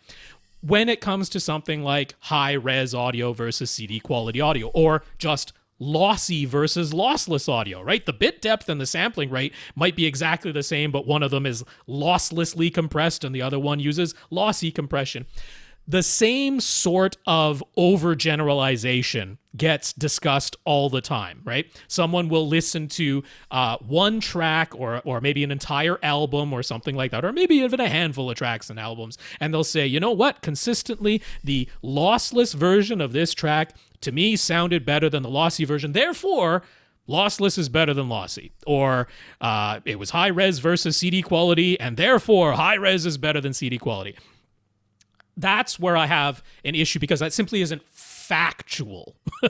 Right. It's I always talk about the word attribution, attributing the difference that you heard to, one particular thing. Maybe it's in the marketing, right? The people who will say, oh, this TV looks better than that TV. It's because this one is 4K and the other one is HD. And it's like, it's like, maybe it does look better, but is that the reason? Is the 4K the reason? Is the high res the reason? Is the lossless the reason? So to me, it's overgeneralization. It's not always attributing the difference to the correct thing. When we try to get technical about it and get into the nuance and describe, what objectively can make a difference, what objectively can't, or what subjectively is likely to make a difference versus what can't, we get into that nuance, and I think a lot of people's eyes glaze over because they want the very simple, this equals better, right? And that's what the marketing wants you to believe, but it just isn't factually true.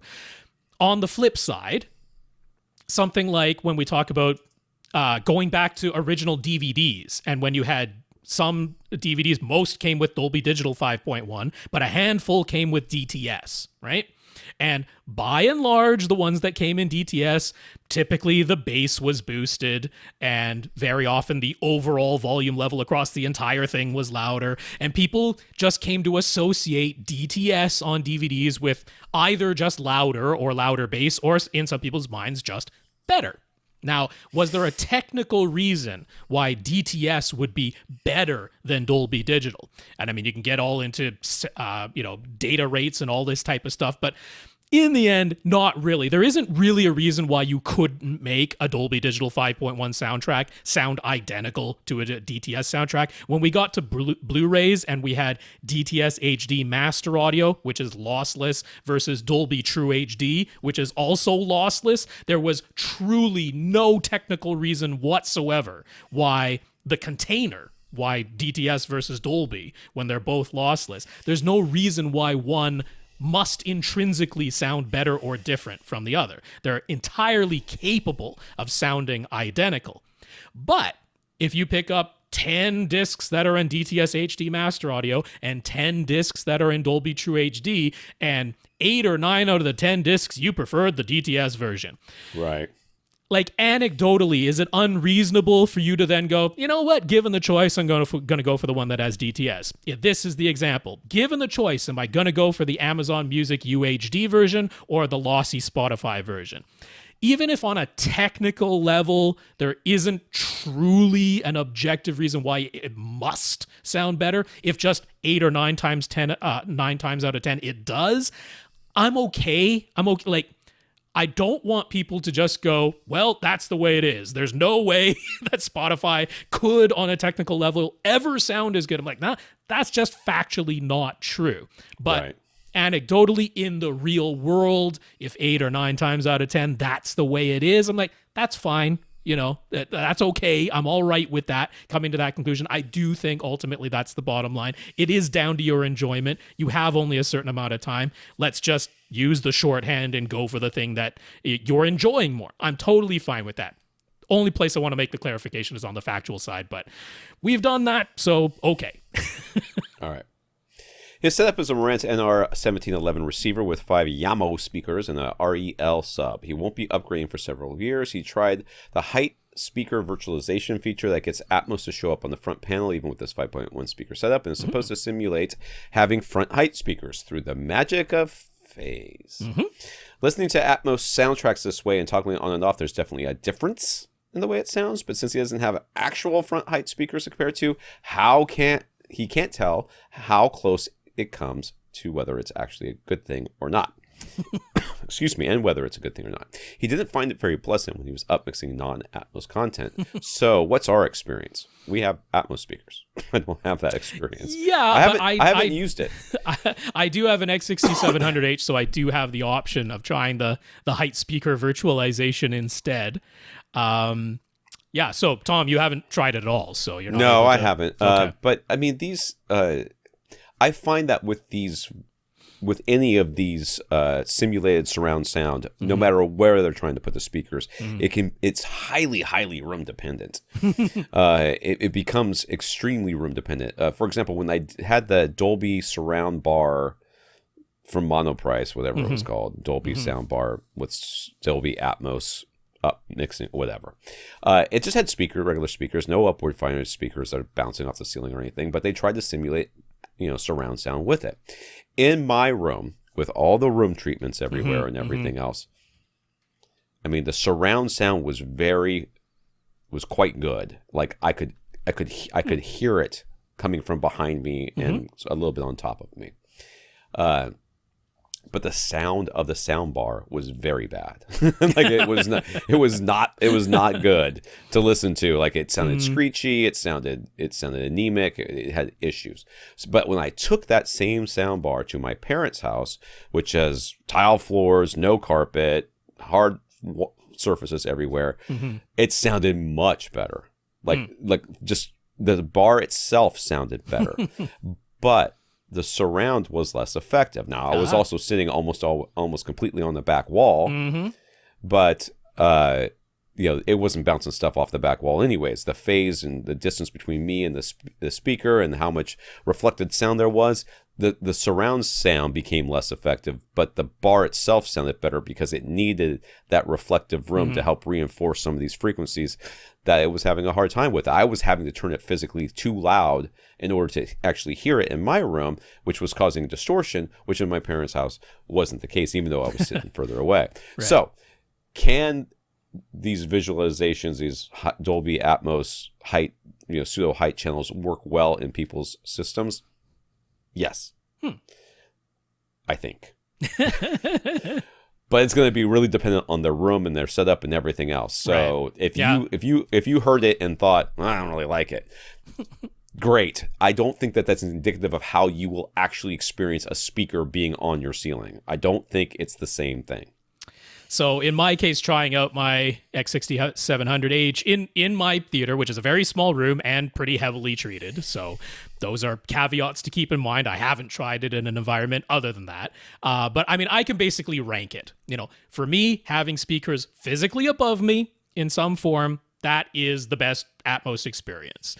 When sounds are supposed to sound like they're from overhead, they do. When it's just supposed to sound enveloping like a dome of sound, it does. And that is the best experience that I have had in my little apartment theater, is speakers physically above me on the ceiling. Second best, since I do have Klipsch's upward firing modules that have the switch on them, so I can either mount them up high or I can do them as the upward firing on top of my speakers.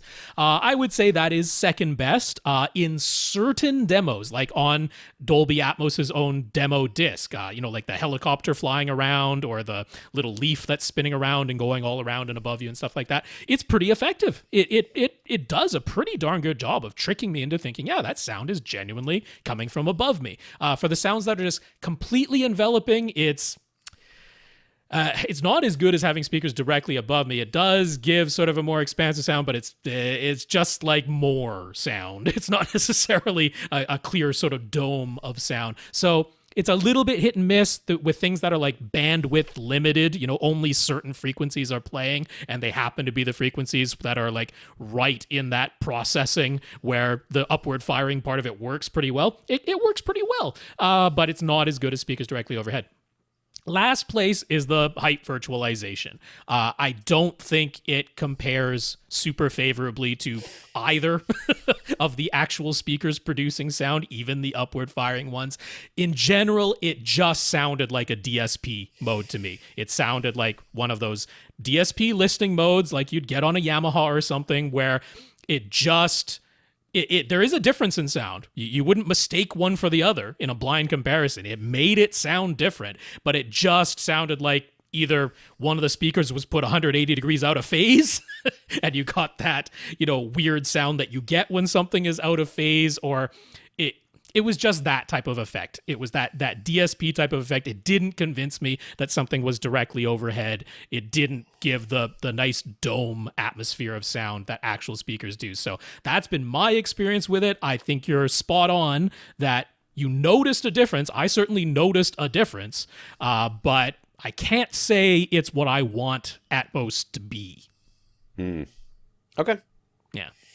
Should he get a pair of budget upward firing Atmos modules? He won't be mounting any speakers up high, so upward firing is his only option. He doesn't want to spend a lot, so is there a cheap option that would be worthwhile and sound better than the virtualization method? Can I say no? Yeah. I mean, so there are... I don't even know who we're talking to anymore. It's been so long. Gav. So he's in Australia, so that's going to be... Yeah. That limits stuff too. So... The Clips used to make them. That they were pretty okay. Yeah. The ELAC ones are okay. There's the Hyperion doesn't sell over there. So yeah, I don't think they sell over there. I've heard most of the upward firing ones, not all, but I've heard most of them, and I'm like, basically, there's PSBs. PSBs are the best I've heard. They are by far the most convincing upward firing modules. They only act as upward firing modules. They are, as far as I can tell, the only ones who actually follow Dolby's design document, and they do sound the best. They're not cheap. They are not cheap. They're like, look, I just cannot put speakers above me, and I really want as good Atmos as I can possibly bet, so I'm willing to spend the money and get the PSB upward firing modules, but that doesn't sound like what you're talking about. You want to do this kind of on the cheap. The closest I would get would be Klipsch's. I'm like, Klipsch's to me have been second best. They're still not what I would call cheap, though. They're mid-priced speakers. What is nice is you can use them as, heights, just mounted up high, or you can flick the switch and use them as upward firing. So they're reasonable, but they're definitely not cheap. They're not inexpensive. And I think he's looking more at maybe the Sonys or the Onkyos or, one of those that are, like $100. And right. I just wouldn't. They're not good. They honestly, you might as well just use the virtualization at that point. They're just not good. So it's either if you can't put them up high, I really don't see. I know people are like, "Oh, I've got the Atmos modules; they sound great." I'm like, but do they really? I'm really tempted to say just stick with 5.1. Yeah. Just stick with 5.1. To me, that is the clearest, most distinct, best surround sound experience in your situation. I know there's the FOMO out there of this whole Atmos FOMO. Like, I'm missing out on all these overhead sounds. As someone who has Atmos and has sat there and gone, oh, listen, there's some sounds coming from overhead. That's literally what you're missing. You're missing saying every once in a while, oh, listen, there's some sounds coming from overhead. And then being irritated that nobody else notices it but you. Sure. And honestly, I feel like Atmos is like a 25% improvement over just 5.1. Yeah. And that's being generous. And I feel like 75% of what you might experience as overhead, you can still get from just floor level speakers. The sounds don't disappear. They just come out of different speakers. That's all. Your speaker's going to be elevated a little bit. It's, they're already a little bit closer to the ceiling. It's fine. Mm-hmm. It's fine. So, read this. Listen. His Marantz can process 7 speakers. It mentions identical power on all 7 channels and lists 50 watts per channel. But then it says that is only with 2 channels driven. If you were to expand to 7 speakers, will you still be getting 50 watts per channel, or would it be less going to each speaker? Well, it will be less, and it will be less because you will never ever push 50 watts to all 7 speakers. I mean, unless you are doing test tones or something like that. If you were sending an identical signal to all 7 speakers simultaneously, you would not be able to supply 50 watts to all 7 speakers simultaneously. The shorthand math for what works in this is take the 2 channels driven rating, so 50 plus 50, that's 100 watts. Take the remaining speakers, so there's 5 more channels there, and take the power rating of 50 watts and multiply that by 25%. So that's about the total amount of power that's typically available. If you actually look at the 1 channel peak power, which is sometimes listed in the spec, that's about the same. That's if all the power available were just put into a single channel, that's about the total amount of power that can be shared. But in real program material, you are never getting all of the speakers playing the same thing simultaneously. It just doesn't happen. So, yeah, technically that's the answer. It honestly isn't something to worry about. Yeah, it's just never going to happen.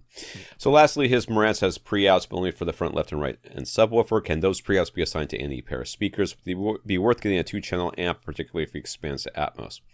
Going to ruin some more Christmases here, but no. That's right. if you're not, first of all, it's front, left, and right and sub. It's labeled. That's what it can do. All right. Well, I mean, it's not unreasonable to ask, can that be assigned? Because other things can be assigned on AV receivers sometimes. But absolutely. in this instance, no. Those are hard coded to just the front, left, right. Those the slimline receivers had to make a lot of concessions in order to become slim line. And one of them is that you lost the Marantz's almost ubiquitous full set of pre-outs, and instead you just get the front, left, and right. That is also not a way that you can expand beyond 7 speakers. It is the 7 amplifier channels are always powered. Those 2 pre-outs, the front, left, and right pre-outs, are always hot. It is an option to power your front, left, and right speakers with an external 2-channel amplifier, but it's not as though you can then reassign the front, left, and right speaker binding posts to give you, 9 speaker total or something like that. No, it's 7 speakers total at all times. You have the option of powering the front, left, and right externally if you want to.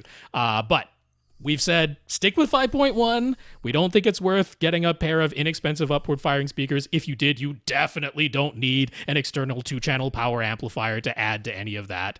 But we're basically saying stand pat with what you have. Right. Save up that money until it's a complete system upgrade. Right. Richard wants to build a dedicated home theater in his basement for years, or he's wanted to. He's finally to the point where it's going to happen. What's down there right now is going to be gutted, so he'll be starting with a clean slate. He can have a fully enclosed dedicated theater room if it's small. He figures the finished dimensions will be about 10 by 12, so a small bedroom. Before he starts asking specific questions of us, he wants to spend some time researching and planning on his own, but there's just so much information online, and not all of it is trustworthy. That is also true. So can we narrow things down a bit and point him in the right direction? Are there any particular websites and YouTube channels we recommend that won't waste his time or lead him astray? Well, I mean, AV Gadgets. AV Gadgets? AV Absolutely. Gadgets full of very good information that mostly I wrote.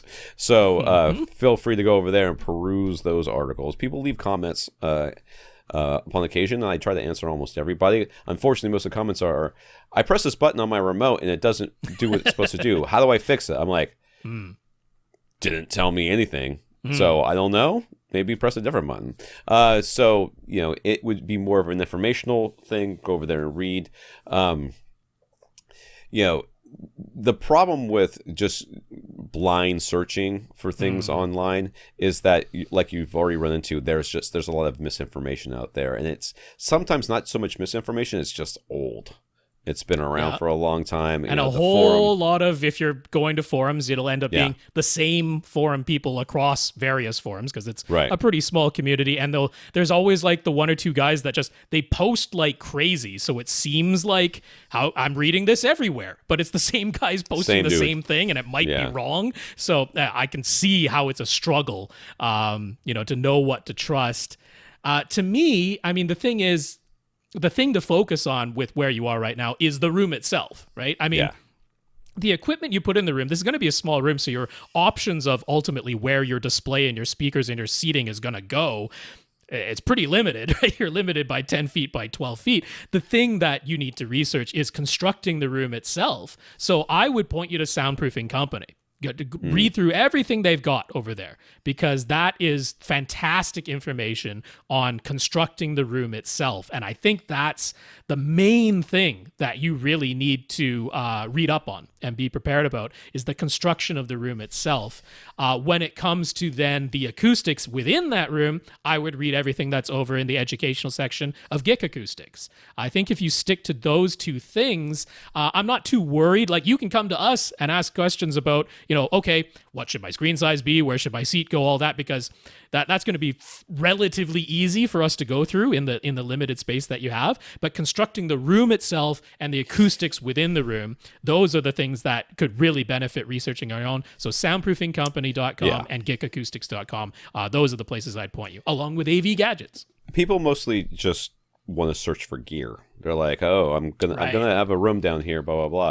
I'm like, yeah, that's the relatively easy stuff, and that's the easy stuff that bit. Changes so frequently that it's better to just ask us. Honestly, not only that, it's also better to wait until the last minute. Like, I mean, I know people are like, oh, I want to plan out what speakers I'm going to buy now. I'm like, you don't have a room. Yeah. In like a year and a half, whenever you finish this room, then start looking for speakers, because then you can put them in the room. Plus, and listen to them. You do the room the right way, which is well worth the investment. When you have the opportunity to build a room from the ground up, it is so worth your while to do that. You are, in all likelihood, going to discover that you spent more on building the room than you maybe initially anticipated. Now, maybe all the research you did on fancy, expensive gear, because they're like, I've got a $20,000 budget, so I can buy a $15,000 projector. Not if that includes building the room, So building the room, you're going to sit on that projector. You're going to need to spend some money. Spend some more money. It's so worth putting the money towards the room itself.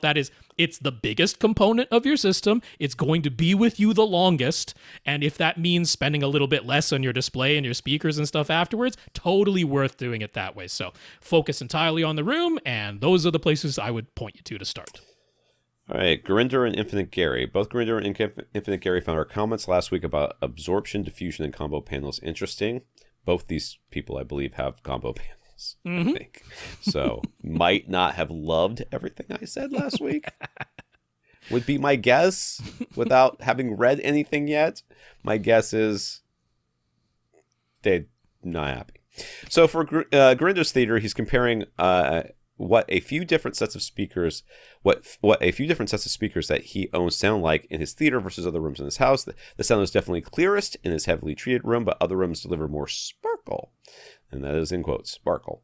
And in the treble, by comparison, his theater sounds flat in the higher frequencies. For Gary's situations, as we know, he's got several setups throughout his house, various room sizes, some analyzed and treated, others just with normal furniture and carpet. Since he reads and listens to so many different takes on home theater, the only thing that's truly consistent is how different the advice is depending on whom you ask. And yet, from room to room in his house, he's been able to obtain pleasing results with all sorts of different methods. So both Gurinder and Gary ended up wondering, is there really a best configuration when it comes to room acoustics? How do you know when your room is fully optimized? How do you know if the amount of absorption you have is right or wrong? You do what we say, and if you do that, that's the right amount. If you do anything else, it's not the right amount. So, okay. People love to think in binary terms. That's the real problem here, is that everybody thinks in binary terms. It's like, well, where is the magic number where it goes from being a bad room to a good room? There is no switch that is flipped where you walk into the room, you're like, this is it. This is the room. I can tell the difference immediately. It's a completely different experience. Like if you took out 1 square inch of absorptive panel from this room, it would kill it. It would be terrible. Or if you added one more. Right. Also. Now it would be too dead. And here I wouldn't be able to enjoy it. No, it's all in this big spectrum. So yes, every room can have, and I've said this multiple times, but it bears repeating. Just because you don't have a perfect room doesn't mean that it's not a good room for your setup or a good room for what you were doing with it. Like, I don't know how many times I've been in a room with speakers that I know are bad. Like, I I know they are not good speakers. I'm like, sounds pretty good in here. Yeah. Because of the room. Just like I said with that monoprice soundbar, I'm like, in my room, it sounded bad, but the surround sound was convincing. In my parents' room, this sounded good, but the surround sound was unconvincing. It could be the 180 too, where it's like speakers that are objectively measure well, but they sound bad in this room. Right. It can totally be that too. Dude, when I did that speaker shootout all those years ago, the tower shootout that I did, and one of the reviewers brought a set of speakers that he loved these speakers, and he rated them the lowest because they were in my room, right? And they sounded and then we all agreed they all sounded bad.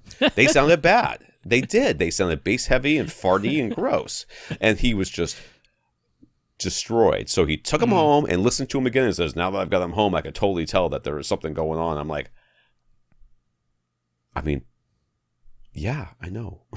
I'm like, I don't know what to tell you, but yes, but it's not like a speaker. You could take a perfect speaker and put it into a different room. I think I just wrote this article too about there are no perfect home theater speakers, because the minute you put them into a different space, they become a different experience. So as we are treating our rooms, they are getting better. But it's not a switch that flips. So yes, you can have a perfectly good experience with a room that doesn't have as much absorption as we might like. And you can have a bad experience with a room that has exactly the right amount of absorption. So, it's a combination of the two. Yeah. More than that, we do not have the type of strict objective standards for audio that we have for video. For video, we've got these are the coordinates that the colors are supposed to be.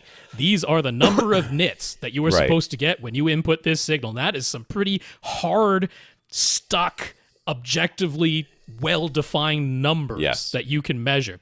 We don't have that for audio. I mean, the guys over at the Harman Research Groups, the entire Audio Engineering Society, they are continually working towards this notion that can we have some set of standards? I mean, the closest they've gotten is in headphones, right? Where the room is taken out of the equation.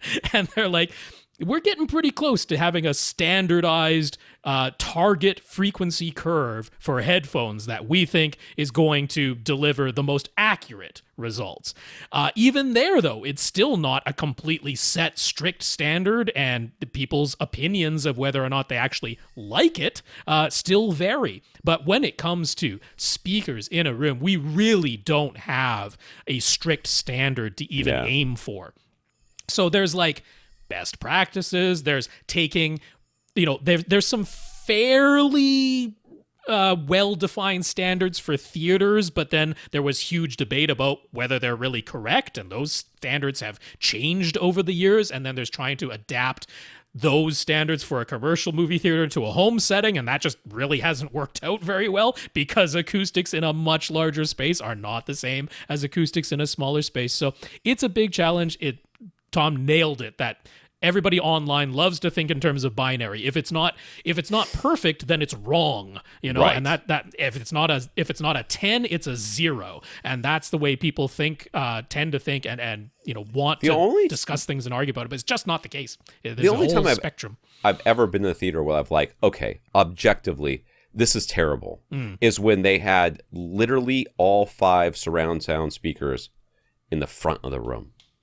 I was like, yeah, okay, this is bad. There's no way that this is going. I mean, there's a lot of other things going wrong with this room, but the fact that you've just got them all stacked up at the front, that's that you are not experiencing surround sound here. That is the only time I've ever said this is just wrong. You cannot do this. For me, what I go for, I come back to I look at just logically the music that I'm playing or the movie that I'm playing, that audio signal is a set of instructions.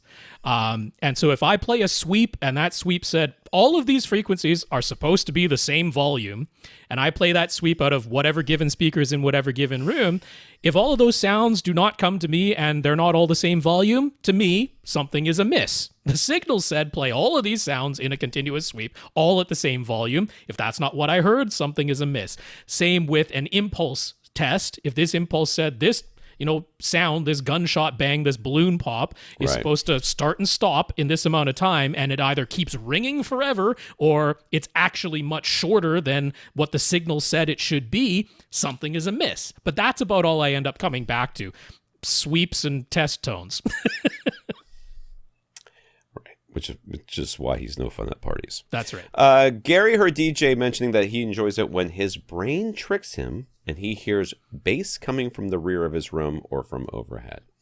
We always say that deep bass is omnidirectional, and DJ did say that it's a trick and not that the bass is actually directional. So what's going on there? Well, DJ is a moron. I mean, clearly. Oh, jeez. Anybody who's ever listened to his podcast knows that. He's God. Just a complete imbecile. Doesn't have no idea what he's talking about. None at all. No. So Awful.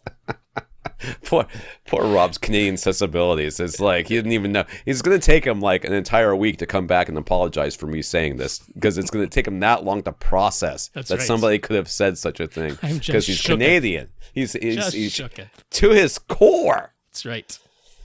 Yeah. And in DJ, you got to take 2 shots now. So deep bass is omnidirectional. We've talked about that many, many times on this podcast. At a certain wavelength and lower, 80 hertz is what the rule of thumb is, but you can actually set higher than that, especially when you have 2 subwoofers going in your home theater. You cannot tell what direction the bass is coming from, that fundamental note. But in movies and real content, there's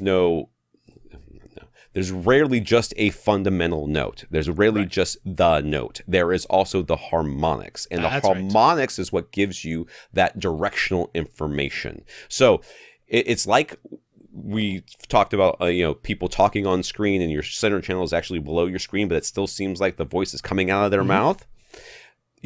Our eyes see the mouth move, and then our ears hear the sound coming out, and it matches up. So our brain puts the sound into the mouth. Okay? That's what we see.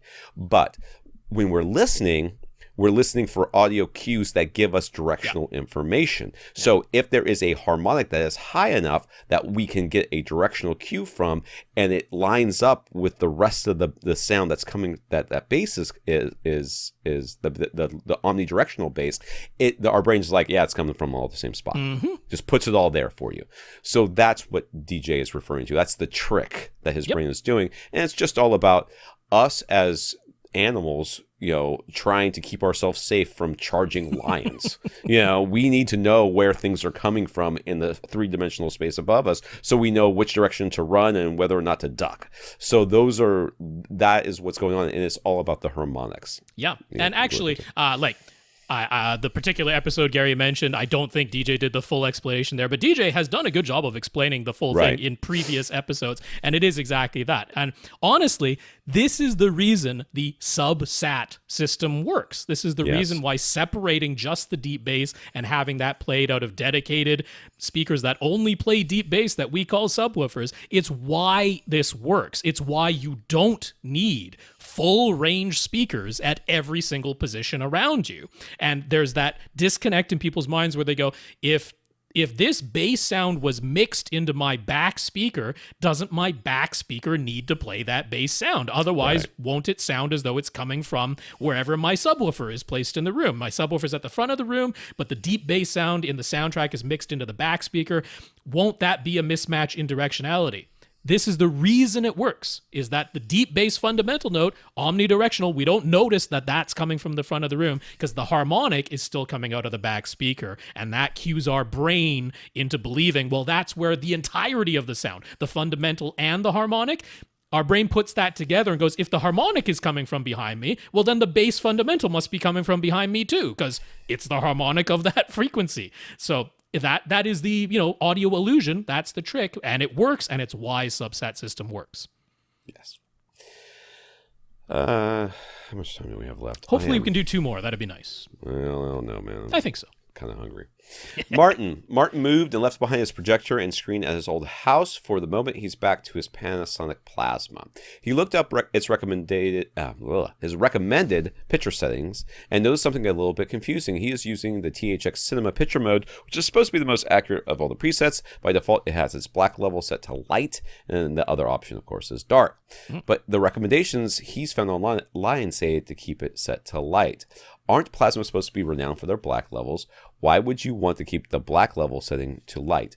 I don't know the answer to this question, but my guess is the light and dark has to do with the room and not anything else. Is that true? No, it's not the room. This is, I do not blame you for being confused by this because the stupid setting is called black level. But it is referring to the, how do I even explain this? The video signals black level, whether it is the full range from 0 to 255 or the limited video range from 16 to 235. So if you're getting a signal from, say, a PC, a computer that's just sending out raw RGB video, it will have set black at 0, at a signal value of 0, and it will have set peak white at a signal value of 255. So it's using the entire video range, the entire 8-bit video range that gives you 256 values from 0 to 255. It's using that full range. Black is 0, white is 255. But in video signals, where we use chroma subsampling, we set black at a value of 16, and everything below 16 is below black information. And we set peak white at 235, and everything above 235 is above white information. This black level setting in your Panasonic Plasma is for that. Are you using from 0 to 255, the full range, which they have called dark? Or are you using the video range from 16 to 235 with below black and above white, which they have unfortunately labeled light? So all the information, and by default setting it to light, is almost certainly correct, because if you're connecting a Blu-ray player, a streaming video player, anything basically besides a PC, you're using the video range, the limited range, which they have unfortunately called light in this case. That's what it is. It's not how deep your blacks are. It's not the black level. It's the signaling thing of whether you're using the limited or the full range, and they just gave it weird names. Ridiculous, confusing, but that's the answer. Okay. Last one for today. Tom. Okay. Not me, different dude. Do we have a recommendation for a pair of speaker stands to hold his surround speakers? He's using Send CBM 170 SEs. They're 14 pounds each, and he liked the tweeters to be a little bit elevated so they have a clear line of sight to every seat, so that if the stands are about 40 inches tall, that would be about right. He found some adjustable video secu stands with some side clamps to hold the speakers. They're $53. Should he get those? Or do we suggest something else, maybe a bit more beefy? I don't know. I don't know what's 40 inches. Okay, so first of all, the side clamping and stuff like that, the things that you can use, stuff like that, are all very good. I will say, after having used museum putty that we recommend here all the time, they make your speaker and your stand as one, okay? Yes, technically, you can take the speaker off the stand, but it ain't not easy. Like every time you think about it, you go, I don't really want to. I don't want to do that because it's too hard to do.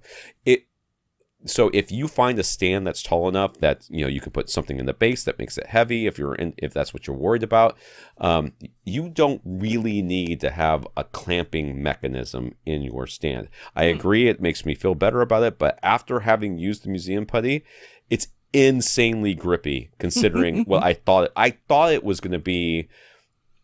I mean, I really thought gum? It was going to be more gummy. Yeah, I really did. I thought it was going to be like a little squishy and a little tacky, but you lift up, if I lift up my speaker, the stand is coming with it. Right. Okay? I have to step on the stand to separate the two. This is not like an easy process. So if you're only looking for stands that have a gripping mechanism, the museum putty is enough. I think. So go on. All Rob. that said, I don't really think it was the side clamping specifically. I think he was more looking at just the height and having adjustable height. Because, of course, most speaker stands that you look at are 24 inches tall, maybe 30 inches tall, something like that. So he's like, oh, these Video Secu ones, they're adjustable. They can be as tall as 47 inches if you telescope them all the way as high as they go. So he's like, yeah, I can make those 40 inches tall. They happen to have side clamping mounts on them. I actually really like those Video Secu mounts. I recommend the Video Secu side clamping wall mounts all the time for people who are looking for something they can secure to their wall. And I like these stands for surround speakers too. Their weight limit is 30 pounds, so 14 pounds, not a problem. People use them for monitor speakers all the time. And I like those a lot. And actually, in his next question, where we see where he's going to be putting these in the room, I'm not worried about the looks whatsoever, because he's not putting them in a spot where they're really going to be something that you're looking at all that much. So I say go for those Video Secus for stands that are sort of the more traditional sizes. And I think the tallest ones that they make are 32 inches. I do like Monoprice's monolith speaker stands. I like those a lot. Those go for $70. But yeah, I think the tallest ones they make are 32 inches in that monolith speaker stand line. So I like those Video Secus, and I say go for them. All right, good. Tom's room is narrow, and his seats go wall to wall. He has his surrounds behind his seats. What would we suggest for the best surround speaker placement and angling, i.e. toe in? So they're directly behind the chairs, like there is no, you cannot put them to the sides or even outside of the outside. Yeah. He's got them angled. Well, I mean, according to these angles, he's got them angled. I mean, I would have them facing directly straight into the room, to be honest. So you'd have them facing each other, essentially. Either each other or straight into the room, so that straight you're forward. Forward, yes. I mean, you could try them both ways. I've done what you're doing here. I think straight at each other is probably the preferred method. Maybe with a slight toe in towards the couch, but not that much. Remember, what you're trying to do is you want to have the off-axis response, because almost all these speakers are better off-axis. The off-axis response be to encompass all the seats of the couch, which means the tweeter should be firing like into the wall behind the couch on the other side. Yeah. You know what I mean? So the toe-in is not like face it towards the middle seat. The toe-in is like 2 degrees from facing the other speaker, because they're so close to the back wall. Yeah, I mean, if we went by the azimuth angle suggestions of having, like, this is a 5-speaker setup, so the surrounds would be at 120 degrees plus and minus as far as the azimuth angle goes from the central seat. But I mean, given the placement options, like, that isn't really going to matter, because there's just no having these speakers wider apart than the seats.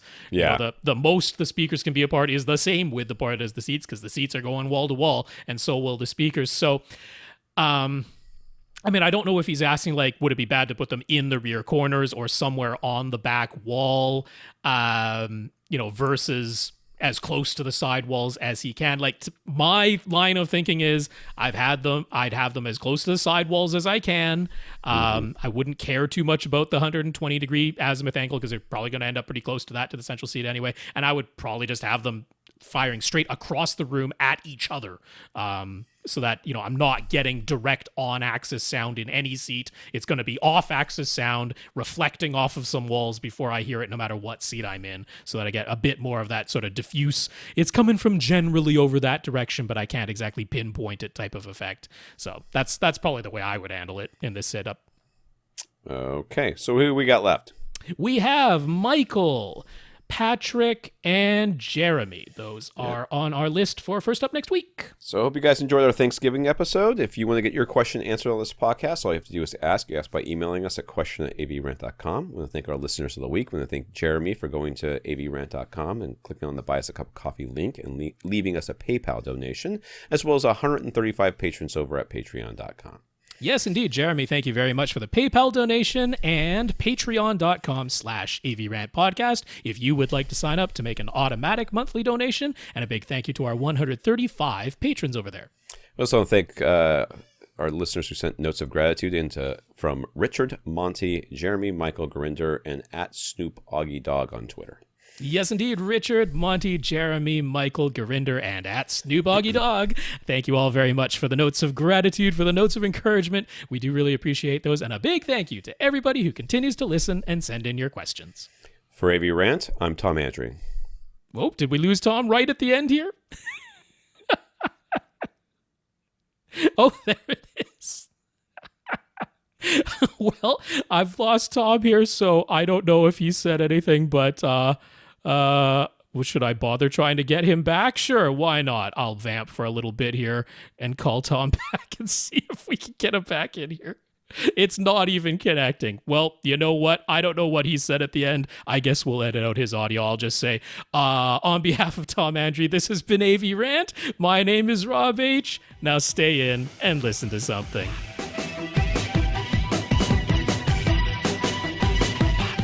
Want your question answered? Send it to question@avrant.com.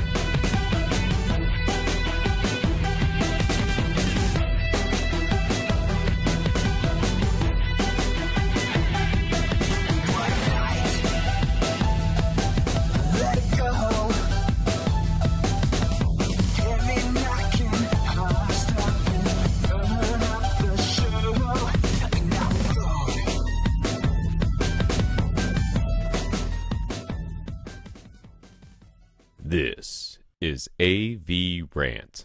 Now go out and listen to something.